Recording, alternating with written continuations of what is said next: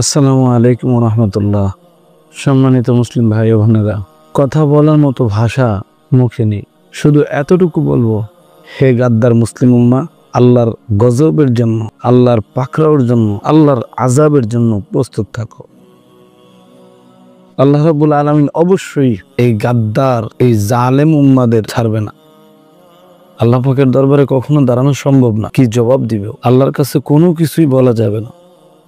আমাদের জবাব কই? ফিলিস্তিনের ভাইদের আর্তনাদ, এত কান্না, এত মৃত্যু কই? কোনো একটা ইসলামী শাসকদের মন তো নরম করতে পারলো না। তাদের মসনদে টিকে থাকার জন্য তারা ইহুদিদের পা চাটা তো ছাড়লো না। এই গোলামি তারা ততদিন করবে যতদিন তারা জাগ্রত হবে না। হে মুসলিম উম্মাহ, জাগ্রত হও। যদি জাগ্রত আমরা না হই, আল্লাহর কঠিন শাস্তি অপেক্ষা করতেছে। ছোট ছোট বাচ্চাদের আর্তনাদ, একটা ছোট বাচ্চার 2 বছরের বাচ্চার একটা হাত নিয়ে দৌড়াইতেছে আর কান্না করতেছে। এক বাচ্চা বলতেছে, আমার মা 7 মাসে গর্ভবতী ছিল, আমার মারে ওই অবস্থায় গুলি করে দিছে পেটের ভিতরে, এবং আমার আব্বা ঘুমন্ত অবস্থায় ছিল, ওনাকেও মেরে ফেলছে। দুজনকে এই শিশুটার সামনে হত্যা করা হয়েছে। এত বর্বরতা দেখার পরেও যারা ক্ষমতা ক্ষমতা ক্ষমতা নিয়েই চিন্তিত, আল্লাহর গজব তাদের জন্য অনিবার্য। কোনো একটা মুসলিম দেশ কথা বলতেছে না, 2-1টা বাদে।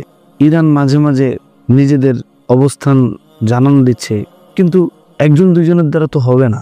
আমরা ঐক্যবদ্ধভাবে আগাইতে হবে। আমরা মনে করি আমাদের কোনো ক্ষমতা নেই, আমরা কি করব? আমরা কি সেখানে যুদ্ধ করতে পারবো? আসলে আমরা যুদ্ধ করতে পারবো না, কারণ আমাদের ওই সক্ষমতা নেই। আমরা কি যুদ্ধ বন্ধ করতে পারবো? পারবো না, কারণ আমাদের সেই ক্ষমতা নেই।